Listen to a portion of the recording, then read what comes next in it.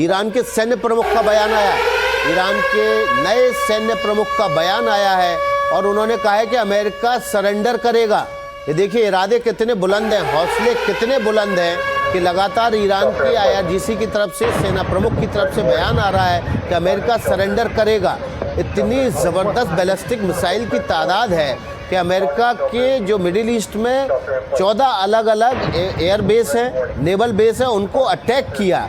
और आप जो बात कह रहे थे एयर कमांडोर कि अगर एक भी फ्लीट गिरा ली, एक भी आपने विमान मार गिराया, तो ये ईरान के लिए तो बहुत बड़ी विन विन सिचुएशन होगी। राजीव रंजन हमारे साथ बने हुए हैं। राजीव, 500 ठिकानों को एक साथ इजराइल ने ईरान के भीतर निशाना बनाया है और ईरान की तरफ से बयान आ रहा है कि अमेरिका सरेंडर करेगा। इतने मजबूत इरादे के साथ लगातार अमेरिकी सेना, माफ़ कीजिएगा, IRGC और ईरानी सेना की तरफ से बयान आ रहे हैं, लगातार हमले किए जा रहे हैं। हाइपरसोनिक मिसाइल भी कल हमने लॉन्च होते देखी थी। टारगेट पे क्या था किसी को नहीं पता है, लेकिन ये बात तय है कि जो टारगेट होगा वो ऐसा होगा कि हाइपरसोनिक तो इंटरसेप्ट नहीं की जा सकती, कि वहां अवश्य संभावी नुकसान हो।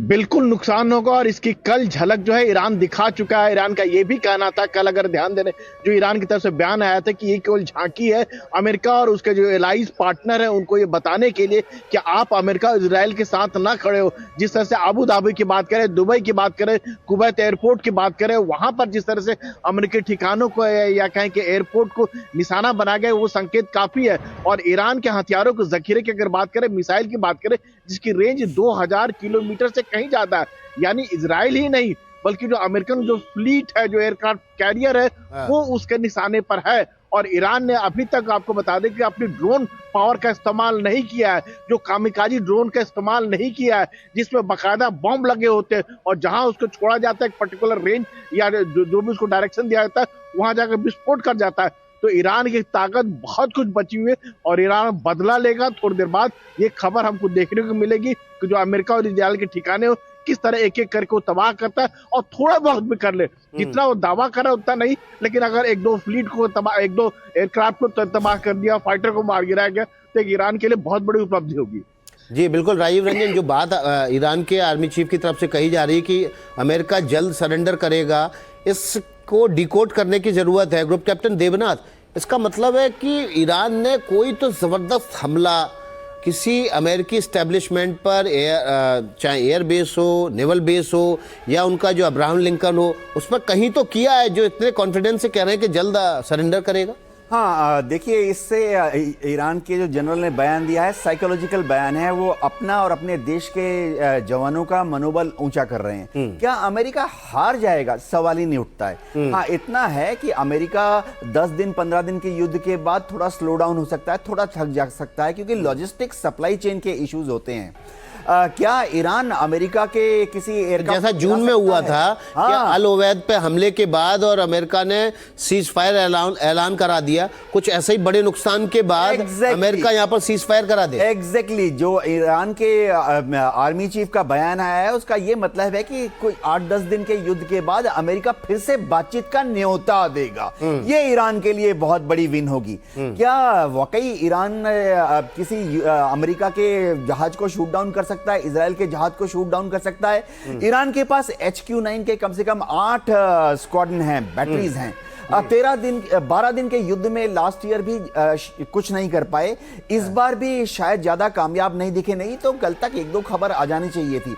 ईरान के पास रशिया द्वारा दिया गया कम से कम 4 S-300 के और कम से कम 1 S-400 का स्क्वाड्रन है। कल रात को ईरान ने उसका इस्तेमाल किया, जरूर किया होगा, लेकिन मैं आपको बताना चाहता हूं कि जो इजराइल की एयरफोर्स है, उनकी जो स्टैंड ऑफ जैमिंग कैपेबिलिटीज है, बहुत ज्यादा सुपीरियर हैं। जब वो इजराइल के एयरफोर्स के जहाज टेक ऑफ करते हैं एक फॉर्मेशन में, हम देखते हैं बॉम्बर कितने होते हैं, 20, लेकिन उसके साथ में 4-4 जहाज ऐसे होते हैं जो कि इलेक्ट्रॉनिक वॉरफेयर लड़ने वाले जहाज होते हैं। ये जो हैं वो स्टैंड ऑफ जैमर होते हैं और इजराइल की जो बॉम्बिंग करने वाले जो जहाज हैं उनको 150 किलोमीटर पीछे रहकर सपोर्ट देते हैं। करते क्या हैं ये? ईरान के बॉर्डर से 150 किलोमीटर बाहर रहते हुए ईरान के जो एयर डिफेंस, देखिए इस खबर को एक बार फिर से दर्शकों के सामने रख देते हैं। ग्रुप कैप्टन देवनाथ, ईरान के सैन्य प्रमुख का बड़ा बयान आया है। ईरान के सैन्य प्रमुख ने कहा है कि अमेरिका जल्द सरेंडर करेगा। इस वक्त की जो बड़ी खबर है वो ईरान इजराइल अमेरिका युद्ध से जुड़ी हुई है।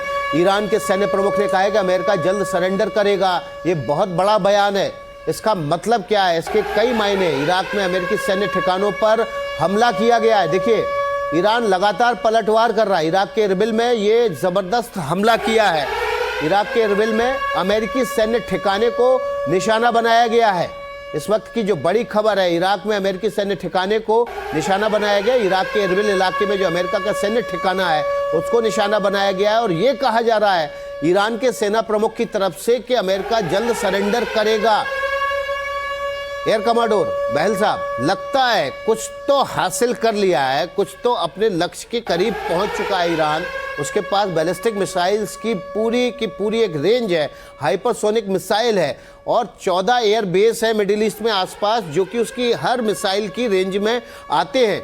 जो गल्फ और हॉर्मुज के निकट अब्राहम लिंकन फ्लीट मौजूद है। नेवल बेस को बहरीन में कल ही निशाना बना लिया था ईरान ने। ऐसी सूरत में कोई बड़े लक्ष्य को हासिल किया, इसलिए कह रहा है कि जल्द सरेंडर करेगा। या तो हासिल किया है या हासिल करने वाला है। और साथ में ये भी कहूंगा कि जो ये बेसेस हैं ये हाईली कॉन्सेंट्रेटेड बेसेस होते हैं। मैं आपको अल उदैद की बात बताऊं तो 40 से ऊपर जहाज वहां पे हर समय पे रहते हैं। यानी कि C-130 से लेके जो एयर टू एयर रिफ्यूलर्स हैं, जो जहाज हवा में ईंधन भरते हैं फाइटर जहाज को, जो सपोर्ट करते हैं उनके ऑपरेशंस पे, वो वहां पे पोजीशनड है। इस समय भी जो मैंने सैटेलाइट पिक्चर्स देखी थी 2 दिन पहले की, वहां 40 से ऊपर ऐसे जहाज हैं और कॉन्सेंट्रेटेड एक टाइम पे कई बार हो सकते हैं। वहां पे कोई ब्लास्ट पेन नहीं है, यानी कि प्रोटेक्टेड शेल्टर नहीं है। वहां पे वो ओपन के अंदर टामैक में ज्यादातर पोजीशन होते हैं। ऐसे समय में अगर एक्यूरेट कोई बैलिस्टिक मिसाइल आती है तो कई जहाज, जैसे कि ऑपरेशन स्पाइडर वेब के अंदर यूक्रेन ने रशिया के स्ट्रेटेजिक बॉम्बर्स को डिस्ट्रॉय किया था ग्राउंड पे 20 के करीब। तो ऐसे सही समय पे अगर अटैक करें तो हो सकता है कि वो इन जहाजों के ऊपर डैमेज कर सकते हैं। दूसरी चीज है एयरक्राफ्ट कैरियर की, मैं बात कर रहा था उस समय। एयरक्राफ्ट कैरियर को अगर वो हिट कर देते हैं, ना कि एक जहाज या 2 जहाज, बट एयरक्राफ्ट कैरियर को अगर वो हिट करते हैं तो ये अमेरिका के लिए बहुत बड़ी हार होगी। और इसमें 1500 के करीब उनके पास फास्ट अटैक क्राफ्ट। बिल्कुल सर, कुछ क्षणों के लिए रोकूंगी आपको। यहाँ पर एक और बड़ी खबर इस वक्त आ रही है। खामेनेई के बेटे होने जा रहे हैं सुप्रीम लीडर। मोस्तफा खामेनेई होंगे सुप्रीम लीडर। ये सूत्रों के हवाले से बड़ी खबर यहाँ पर सामने आ रही है। तो आखिरकार उत्तराधिकारी जो है उसको लेकर लगातार यहाँ पर सवाल खड़े हो रहे थे और अब मोस्तफा खामेनेई जो है वो सुप्रीम लीडर होंगे, क्योंकि अब यहाँ पर खामेनेई नहीं रहे हैं, उनकी हत्या कर दी गई है। और ऐसे में ये बड़ा सवाल है कि ईरान को अब कौन लीड करने जा रहा है, नेतृत्व कौन करेगा। और इस वक्त जो बड़ी खबर आ रही है लीडरशिप को लेकर, खामेनेई के बेटे मोस्तफा खामेनेई जो है वो सुप्रीम लीडर होंगे। तो यहाँ पर ये बड़े फेरबदल के रूप में, क्योंकि अभी हम वाहिद का नाम यहाँ पर विकास सुन रहे थे उस तरह से कि आ रहा है जो कमांडर है वहां पर, लेकिन अब अगर खामेनेई के बेटे आ रहे हैं, एयर कमांडर ने सुबह ही इशारा किया था, ऐलान किया था, बाकायदा ऐलान किया था कि 3-4 नाम है उसमें बेटा मोस्तफा खामेनेई, हसन खामेनेई जो उनका भतीजा है, इनके नाम थे। एयर कमांडर बहल से इनके और डिटेल ले लेते हैं। और हम ये भी बात कर रहे थे कि जिस तरह से IRGC रिटेलिएट कर रहा है, वहां पर आपने खामेनेई को भले ही उसकी हत्या कर दी गई हो, लेकिन आप वहां सत्ता परिवर्तन नहीं कर पाएंगे, जो रिजिम है पूरी से नहीं बदल पाएंगे। मोस्तफा खामेनेई के बारे में एयर कमांडर बताइए। देखिए, मोस्तफा खामेनेई मिडिल ईस्ट के हैं और ज्यादातर ये कहा जा रहा था, शुरू में ये हवा बनाई जा रही थी कि जो खमेनी है वो नहीं चाहते उनका लड़का बने। ऐसा हो ही नहीं सकता। खमेनी हमेशा से चाहेंगे कि उनके परिवार का कोई ना कोई सदस्य रहे जिसकी सोच उनके साथ मैच करती है। और जो 88 असेंबली ऑफ क्लेरिक्स हैं वो भी चाहते हैं कि एक ऐसा धार्मिक नेता हो जो कंटिन्यूटी रखे इस समय ईरान के अंदर खमेनी के जाने के बाद। ऐसा ना हो कि एकदम बहुत सारे बदलाव आ जाए या वो टोटली अमेरिका के खेमे में जाके बैठ जाए। तो कहीं ना कहीं ये दोनों सोचों को स्ट्रीमलाइन करने के लिए। और तीसरी चीज है, इनके बारे में जो बोला जाता था मुश्ताबा के, तो ये ज्यादातर अलाइंड थे खोमैनी की लाइन ऑफ थिंकिंग से, और उसी तरीके से ये धर्म को आगे प्रमोट करने के विचारों से सम्मिलित रहते थे। तो कहीं ना कहीं ये डिसीजन, जैसे आपके साथ डिस्कशन मॉर्निंग में हम प्रेडिक्ट कर रहे थे, नंबर 1 नाम हम मुश्ताबा खमैनी का ही ले रहे थे। और साथ में एक चीज मैं कहना चाहूंगा, अब इसका क्या मतलब है? इसका ये भी मतलब है कि अब जो हमले हैं वो बहुत तीव्र हो जाएंगे, और खासकर इजराइल के अगेंस्ट कुछ सिलेक्टेड बेसिस या अमेरिकन नेवल एसेट्स के ऊपर। बिल्कुल। तो राजीव यहाँ रंजन, अदिति, राजीव रंजन का रुख कर लेते हैं। राजीव रंजन हमारे सहयोगी ग्राउंड से बने हुए हैं। मुस्तफा खामनेई नए सुप्रीम लीडर होंगे ईरान के। राजीव, ये खबर आ रही है, सूत्र ये बता रहे हैं कि आज ही मुस्तफा खामनेई, जो कि बेटे हैं आयतुल्ला अली खामनेई के, उनको सुप्रीम लीडर बनाया जाएगा। इसका ऐलान कर दिया जाएगा। वे भी एक धार्मिक गुरु हैं और ईरान की जो असेंबली है वो यही चाहती है कि एक धार्मिक नेता ही ईरान का सुप्रीम लीडर बने। आपके पास क्या अपडेट है राजीव? देखिए, एक बड़ा संकेत है जिस तरह से ईरान के जो चीफ के मारे जाने के बाद नया ब्रिगेडियर जनरल के नियुक्त कर दिया गया, जो धार्मिक नेता हैं, सुप्रीम लीडर IRGC के, उनको नियुक्त कर दिया। मतलब साफ है कि ईरान के हायरार्की में बदलाव हो गया है और अब उसके नतीजा भुगतने के लिए अमेरिका और जो एलाइज इजराइल जो पार्टनर है वो तैयार करे।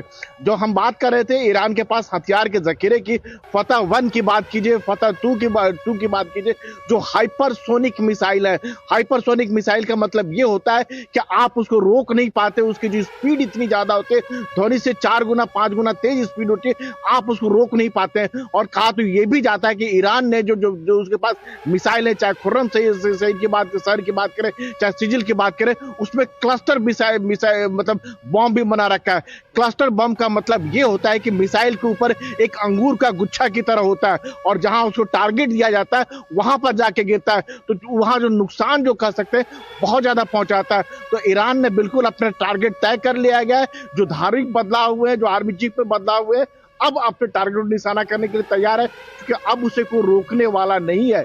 ईरान को जो नुकसान होना था लगभग हो चुका है और ईरान बदला लेगा। उसी के तहत ये सारे बदलाव किए जा रहे हैं और ईरान के पास जो ताकत है वो साफ तौर पर ये दिखाएगा, दुनिया को खास तौर दिखाएगा कि चाहे जो मिडिल ईस्ट की बात करें, इजराइल की बात करें, अमेरिका को बात करें, वो टारगेट जरूर देगा, वो हिट जरूर करेगा, क्योंकि उसे भी जो अपने जो लोग हैं उनको एड्रेस करना है, उनको बताना है कि ईरान कितना ताकतवर है, आप उसे हल्के में नहीं ले सकते, चाहे उसकी मिसाइल टेक्नोलॉजी की बात करें, चाहे ड्रोन टेक्नोलॉजी की बात करें।